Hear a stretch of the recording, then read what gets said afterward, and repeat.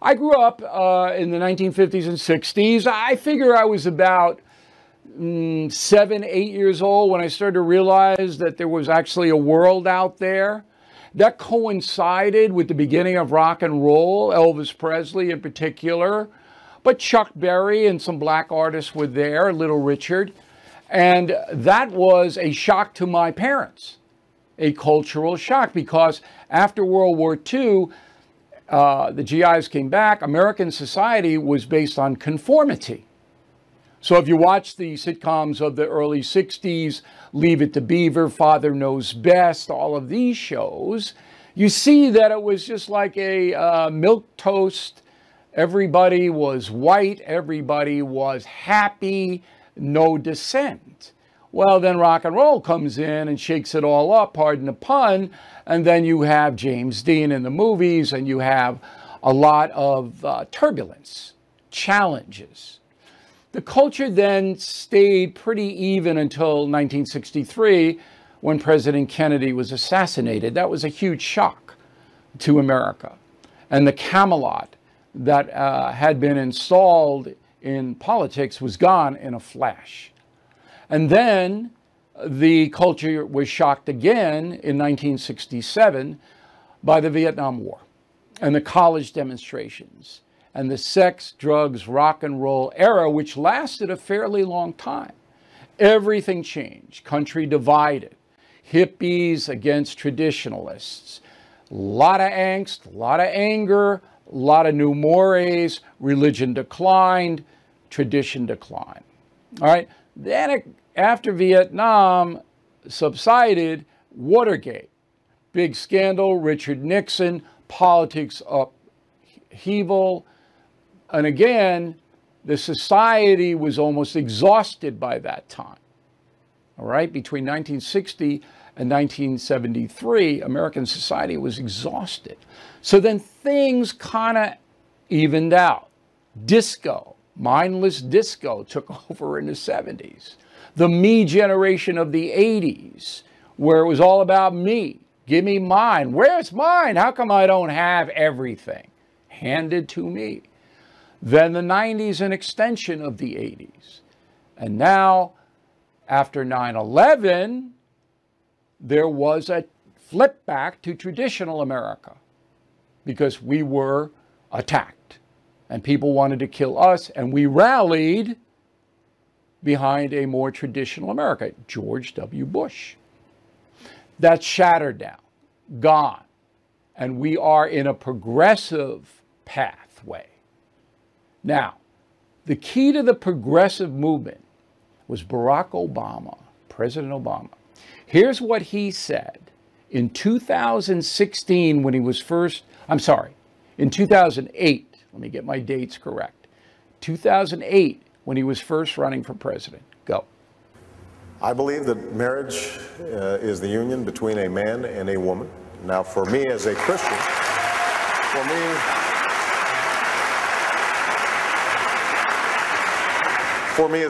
it's also a sacred union. God's in the mix. So, traditional Barack Obama.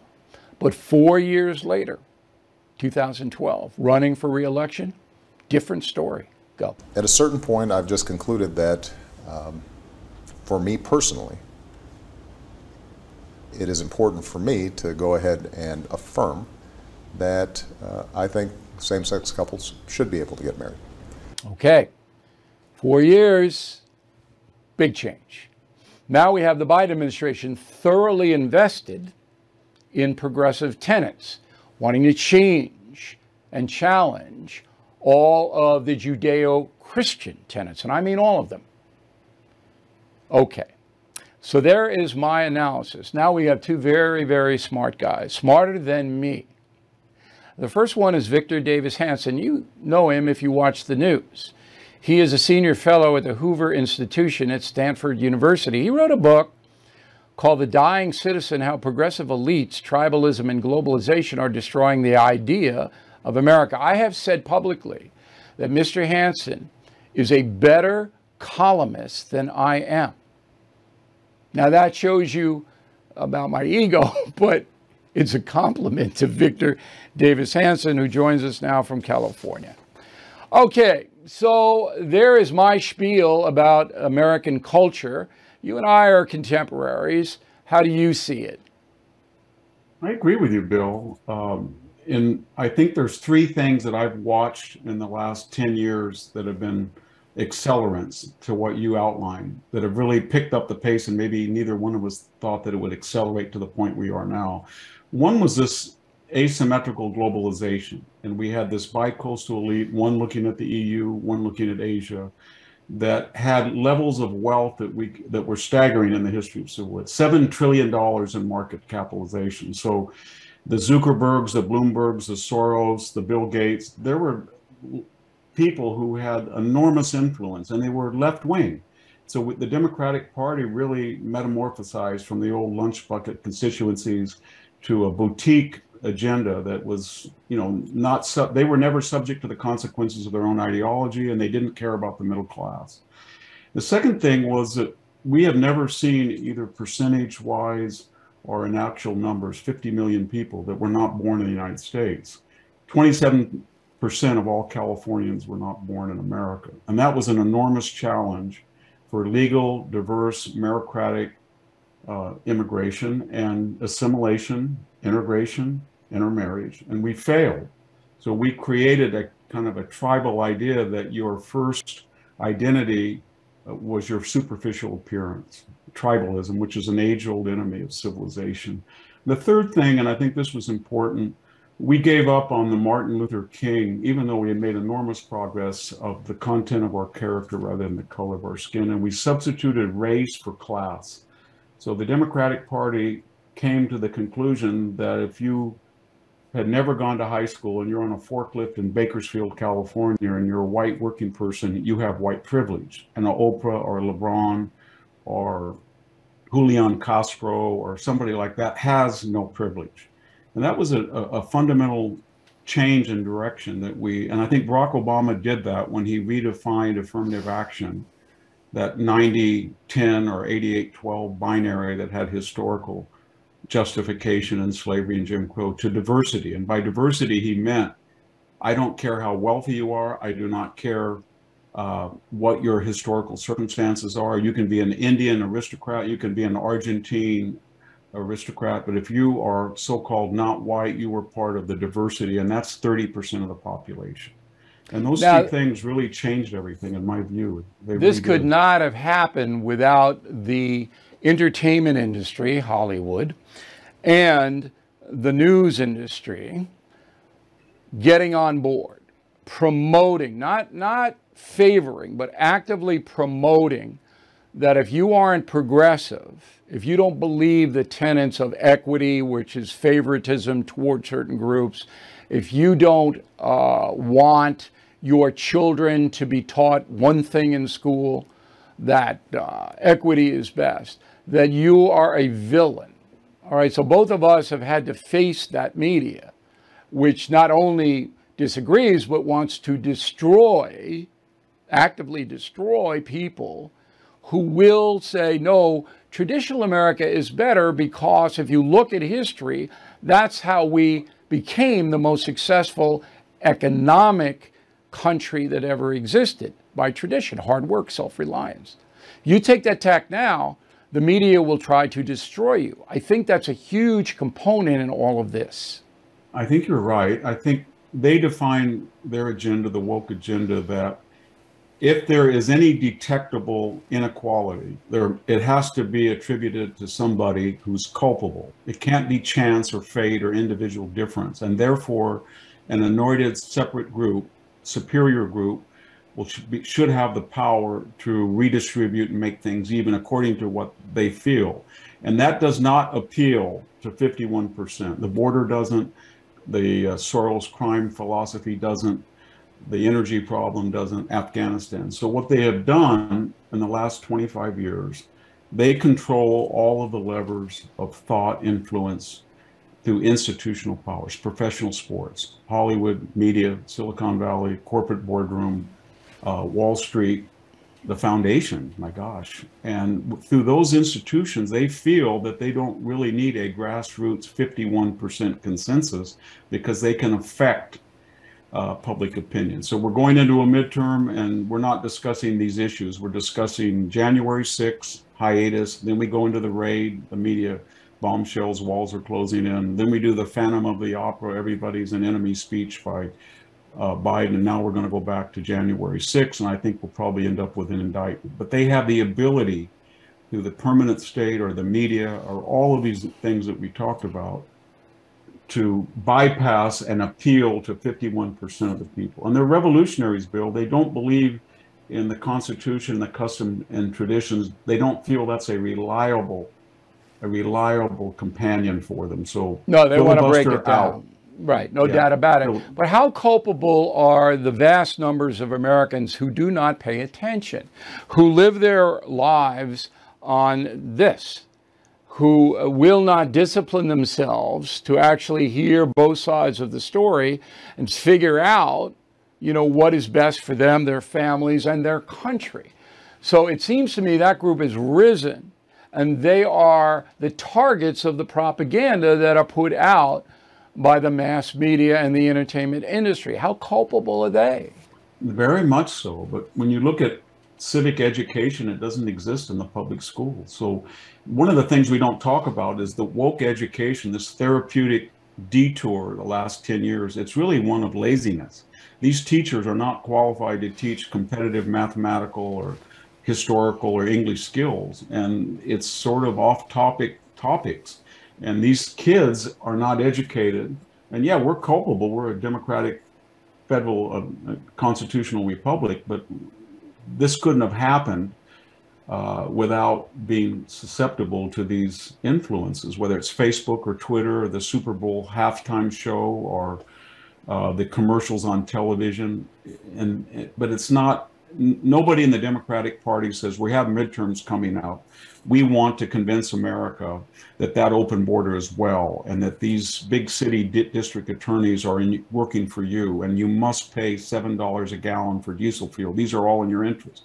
Instead, we have these psychodramas and melodramas, and we've all been diverted attention. And the Republican establishment, it seems unable, except until DeSantis with this latest Martha's Vineyard, they have been unable to bring back the issues in sort of a media fashion that the populace understands. But it was a brilliant move, the Martha's Vineyard. That was one of the most brilliant political moves I've seen in my lifetime. Yeah, I agree. Because now it's focused attention on something that's quite wrong and morally wrong on the border, and it's disrupted the left-wing media circus for a while. And the hypocrisy that is active in the progressive circles. Last question for you. Used to be, if you were a classic liberal, as overwhelmingly most college professors are, that you believed in free speech, that you believed in life, human rights. And now the progressives have said, we don't really want free speech on Facebook. We don't really want Twitter throwing out vaccination dissent or election dissent. We're gonna knock that out. And if you are among the unborn, we can terminate your existence right up until the moment of birth. That seems to be 180 degrees opposite what the liberal philosophy used to be. How did that happen? Because they're not liberals. They've been hijacked by, I call them Jacobins, that French Revolutionary Party. They believe that they are so morally superior that they deserve to use any means possible. In the 60s, they were protesting to have free speech. Now they're the deans that are suppressing free speech. They were marching on the Pentagon. Now they're in the Pentagon with woke education. They used to congregate in front of, IT&T or General Motors to protest. Now they are running the corporate boardroom. So they feel they've taken in a long march these institutions over, and they can affect public opinion. And they do not believe. What's in it for them, the progressives? And this is as simple as it gets. What's in it for the progressive elite to terminate the unborn without any restrictions? What's in it for them? They have certain ideological ideas about utopia, and they feel that people are subject to dark forces that are going to make women have a child they don't want, and they don't really care about human life. And they feel that whether it's blasting the walls at the border and living in a compound, or praising open borders but not in Martha's Vineyard, or saying that the teachers' unions are great and charter schools are awful while their kids are in prep school. It's based on a group of people, several million, with enormous power, and they're not subject, because of their wealth and influence and institutional control, to the ramifications of their own ideology. They're like the Jacobins or Robespierre, and they have to be stopped because they're revolutionaries. They're not liberals. They're not Democrats. I don't even think they're progressive. I think they're more, I don't know, neo-socialist Stalinists. They really do not like America. They don't like its history, its tradition. It's not perfect, in their way, it's not good. If it's not perfect, it's not good. And they have to destroy it. I think they're trying to destroy it and reconstitute it in something that you and I could not even imagine. Victor Davis Hanson, thank you very much. We really appreciate it, sir. Thank you, Bill. So, all aspects of American society are affected by cultural change. But one group in particular has really been affected over the past 50 years, and that is African Americans. Some stats for you. In 1965, at the beginning of the Great Society, Lyndon Johnson-led movement, 25% of black children were born to a single mother, 25%. In 2018, 70% of black children born to an unmarried mother, according to federal census statistics. In the prison population, and remember, African Americans make up 13% of the total people living in the USA. In 1964, 33% of the prison population in America were black. In 2022, this year, 39%. So you can see that the cultural change, particularly starting in the mid-1960s, influenced the black culture in a tremendous way. So joining us now is a man you probably have heard of. Dr. Benjamin Chavis is the president and CEO of the National Newspaper Publishers Association. He is the former executive director and CEO of the NAACP, and we are pleased to have Dr. Chavis on this program. So many people believe that the unmarried child situation has led to deprivation in the African American community, generally speaking. Would you agree with that? Thank you, Bill, for an opportunity to be on your program. Generally speaking, there are a lot of pressures on the black family. Of course, not only for black families, white families, Latino families, having families together is always much better than not having families together. And the statistics that you cite are real, they're accurate, and also speaks to we got to do a better job with making sure that families are whole. And of course, in the African American community, families are not only nuclear families, but they're also broader families where you have this situation where women are the head of households much more in the later years than in the 1960s. So we got work to do. I was very fortunate. I was born in 1948, had a great mother and father. All of my sisters, all college graduates, did well. But those families that are unfortunate that don't have a nuclear family, they have greater challenges. And so the things what we need to focus on, Bill, I think, is how do we fix this? How do we correct this so all families will have a better chance at life? But there's a problem, Doctor. So the progressive movement doesn't see it the way you see it. I mean, take the Black Lives Matter organization. They clearly on their website state that you don't need to have two parents, that a family, an alternative family, whatever, is fine. And the progressive movement downgrades traditional America in almost every area. And you see the rise now in violent crime. Young black males without male supervision, fathers in the home, are becoming a blight on society.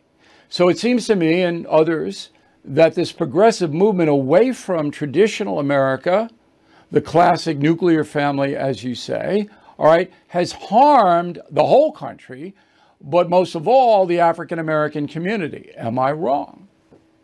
Well, I think you're right to point that there's a serious problem with having nuclear families in Black America. But the question, I don't think it's accurate, though, Bill, just to say this is because of the progressive movement. I think that this is something that goes beyond politics, right to the right or to the left or to the middle. This is something that all communities, including, if I can speak for the African-American community, those are problems that we have to work on. We have to work on. Well, when you say we, who's we? I mean, who are you talking about? The government can't legislate personal morality. Government can't come in and say to people. I'm not asking for. I don't think so you're right. Who's we? We are people who live in our communities. One of the reasons why we've made progress in some of our communities that we take greater responsibility for what's happening with our children, what's happening with our young people, what's to counter crime in our community. As well. And I just think that the Black Lives Matter movement, as you referred to, came as a response to all these serious cases of police brutality that Black Lives Matter movement believe were racially motivated. But in terms of the family, I think that no one in our community would argue that we don't need to do something better to restore families in our communities. I think across the board, you will get an agreement on that. Okay. I'm not disagreeing that a community-based analysis and encouragement of married people siring children would be the best solution, because government can't do it. But it's not happening in the south side of Chicago. It's not happening in a lot of places where the violent crime is just through the roof because of the progressive movements, de-emphasis on the police and incarceration. And that has been proven time and time and time again, and you know it. So there are good African-American poor people who live in fear of young black males armed to the teeth who are roaming around selling narcotics and killing people at will. All of this comes out of a lack of discipline, and that is a cultural thing. That is a hallmark of the progressive movement.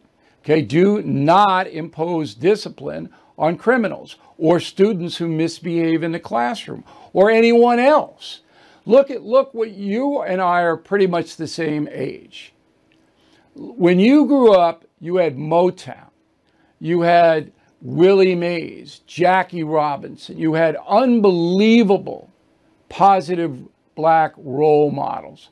Now you got rappers spewing out all of this vile stuff, kids with the headphones listening all day long to it, four-letter words sprinkled into every sentence, crude entertainment coming at these young people, and it's all the hallmark of progressives, not conservatives. Do you disagree? Yeah, Bill, I respectfully, I do disagree. I think that, you're entitled to your analysis, but your analysis is not the only analysis. I believe that crime in African-American communities, drugs, self-destruction, we don't manufacture guns in our community. Where did all these guns come from? There are too many guns in our community. There are too many guns in America. And so this has nothing to do with being progressive or conservative. Some of it has to do with racism. Some of it has to do with economic inequity. Some of it has to do with the lack of having positive role models. You need guidance. Every human being needs it. The progressive movement does not buy into that concept. Again, Bill, when you identify the progressive movement, you're presupposing that the progressive movement has some psychological, some sociological control over the thinking and the pattern of behavior of black people. That's not true. Has influence? No, I think that there are much more systemic causes to the disparities in our society, the health disparities. We know something now about the social determinants of health. We know something also about environmental conditions. Do you know, Bill, that African Americans are disproportionately exposed to environmental hazards that causes asthma, that causes cancer, that causes heart conditions? Sure, because it all goes back to poverty. If a child does not have adequate nutrition when they go to school, Bill, there's no way they're going to pass the 3rd grade reading test, which determines how many juvenile prisons are going to be built, rather than remedial programs to help young people to have to read. So you're absolutely right. There's no doubt about it that African Americans, and I've said this throughout my whole career, have a much tougher road than Caucasian Americans, Hispanic Americans, any other group. But the only solution to that is to get the 70% born in a single family home back down to a reasonable level, or it's just going to be a cycle, because you have to have a father. I think that's one of the solutions. That's not the only solution, but I think that's one of the solutions. I think we have a complex problem of what I would call racial oppression in America. And you're not going to solve it with a simplistic solution. It's complex. But you have a very permissive... a group of solutions to resolve this. You have an administration now that believes in equity, that believes in actually favoring African Americans for income redistribution, for entitlements down the line. So the oppression of African Americans is not in play currently at the federal level. It's now the other way. The pendulum has swung the other way, that we have to favor this group to get them back to a parity with the other American groups. But I'll submit to you that that's not going to work, because it's all personal. I just want to make sure, look, reparations is not favoritism. Reparations repairing the damage that was done. You can't, you and I can agree. But Doc, you just agree that blacks have a different social condition. But don't whites. You understand the bitterness that would arise if you punish the rest of America to pay reparations to Black America? There would be so much bitterness. Repairing the damage to Black Americans does not injure white Americans. Why would you say that? It comes out of our pockets. Yeah, but what? Because it's taxpayer dollars. Those reparations would be into the hundreds of billions of dollars. Bill, Blacks, whites, Latinos, Asian, Native Americans, all of us would benefit from having a society where there's no crime. All of us would benefit from having a society where there's health. Reparations is not going to stop that. With all of us. And so the only thing that's going to stop, Doctor, the only thing that's going to, or it's not going to stop, the only thing that's going to bring down violent crime, and African Americans make up, what, 70% of the victims, 75% of the victims. I'm just talking victims now, not even perpetrators. The only thing that's going to bring that down is a return to traditional upbringing, discipline, morals, and that has to be instilled in the home. That's the only solution. Last word. Well, Bill, I think there's no such thing as one only solution. I think there are many solutions. What you've cited is a solution, but it is not the only solution. I think we need to continue this discussion. I think it's a great discussion. And we can have this discussion without using foul language at each other and trying to demonize the other. I listen to you, you listen to me. We ought to continue this discussion. I want to say one more thing, Doctor. I wish I had met your father and mother. Thank you. You're welcome. Thank you for appearing.